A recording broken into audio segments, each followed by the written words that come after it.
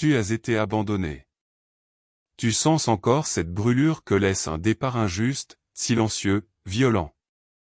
Reste avec moi. Car cette douleur n'est pas une fin.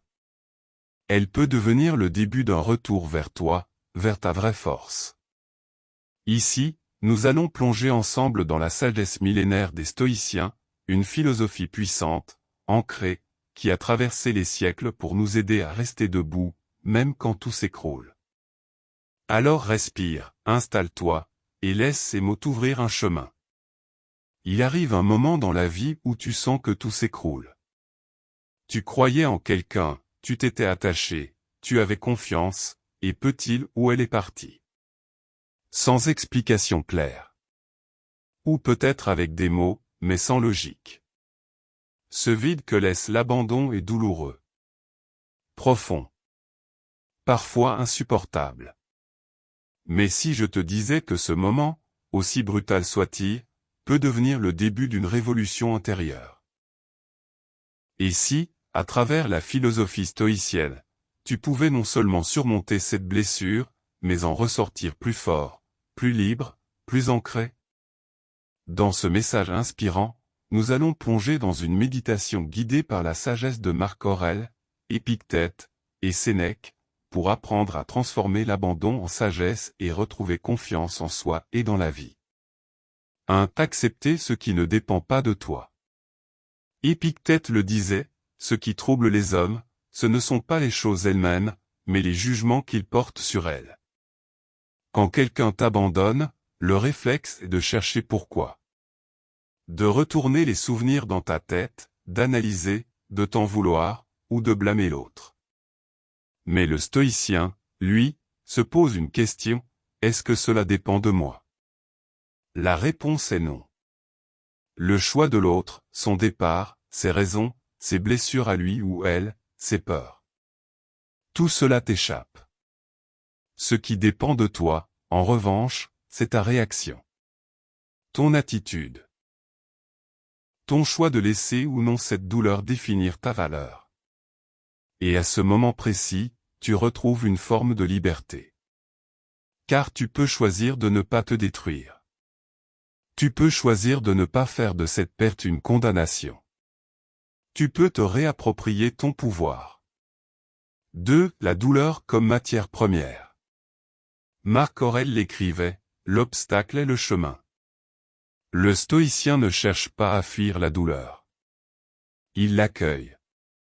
Il la regarde en face, non pas pour souffrir plus, mais pour la comprendre, l'intégrer, la transformer. Ce que tu vis aujourd'hui, aussi brutal que cela puisse être, est un entraînement. Une forge. Un terrain de croissance. Chaque larme, chaque insomnie, chaque réveil avec un poids sur la poitrine est une matière brute. Et toi, à travers ta conscience, tu peux la sculpter. La douleur te force à revenir à l'essentiel. Qui es-tu, sans l'autre? Quelle est ta vraie valeur, indépendamment du regard de ceux qui partent? C'est le moment de te redécouvrir. Non plus comme un être défini par les liens, mais comme une âme solide, autonome, capable de se relever. 3. L'impermanence, tout passe. Un des piliers du stoïcisme est l'acceptation de l'impermanence. Tout passe. Tout change. Rien n'est éternel. L'erreur humaine est de croire que les choses doivent durer. Que ce qu'on aime doit rester. Que ce qui commence bien ne peut pas finir brutalement. Mais la réalité est autre, la vie est mouvement. Rien n'est à toi. Pas même ceux que tu aimes. Ils te sont prêtés pour un temps. Sénèque disait, attends-toi à perdre ce que tu aimes, non pour vivre dans la peur, mais pour apprendre à chérir sans t'attacher. Tu n'as pas échoué.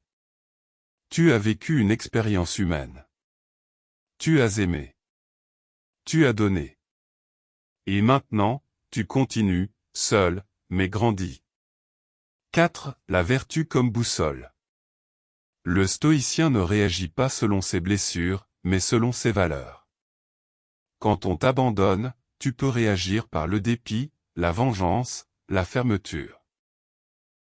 Ou tu peux rester aligné avec ce qui fait de toi un être noble, la patience, la bienveillance, la tempérance, la dignité.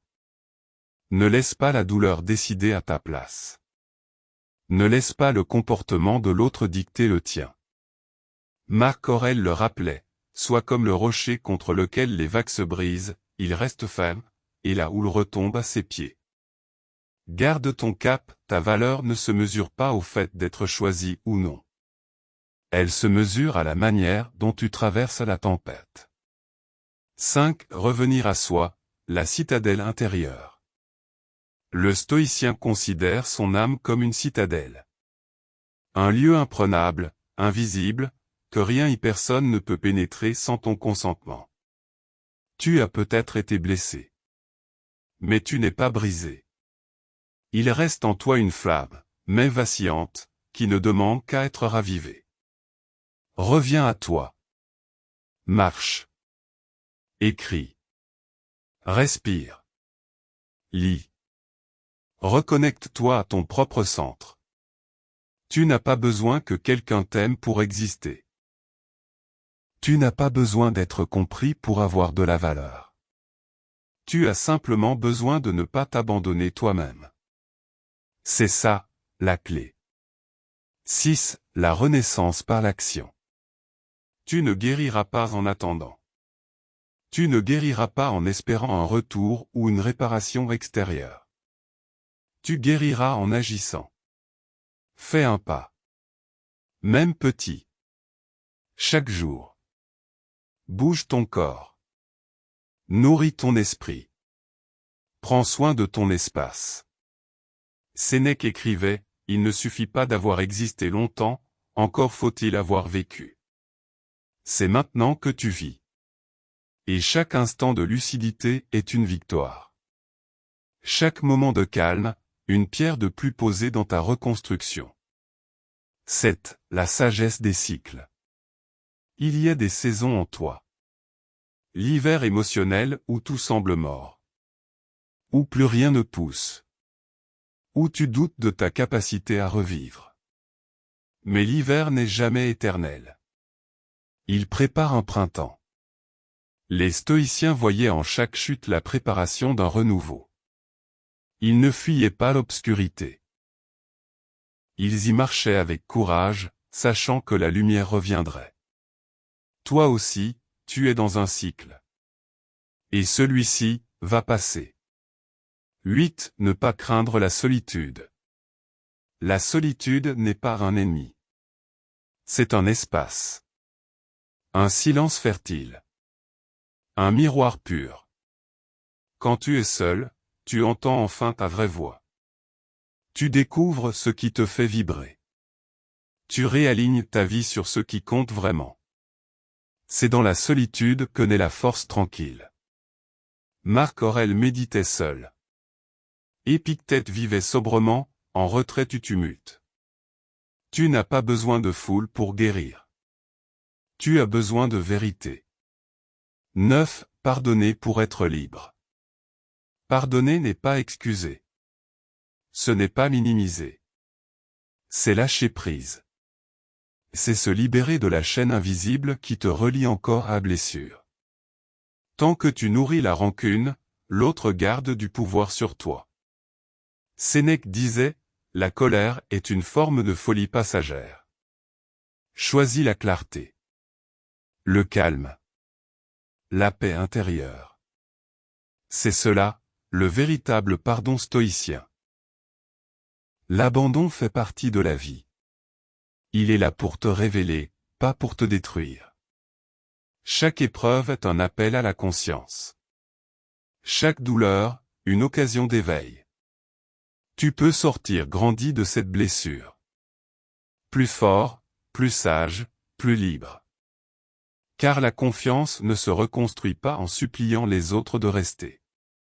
Elle se reconstruit en se tenant droit, seul, même quand tout vacille. Et ça, c'est le véritable pouvoir. Le véritable amour de soi. Tu n'es pas seul. Tu es en chemin. Et sur ce chemin, Tu deviens sage. Tu viens de traverser un voyage intérieur profond.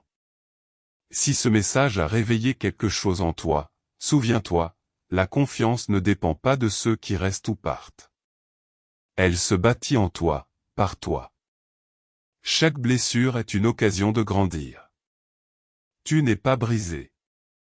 Tu es en transformation. Abonne-toi pour d'autres messages puissants, partage cette vidéo avec quelqu'un qui en a besoin, et surtout, n'oublie jamais, tu es ta propre citadelle.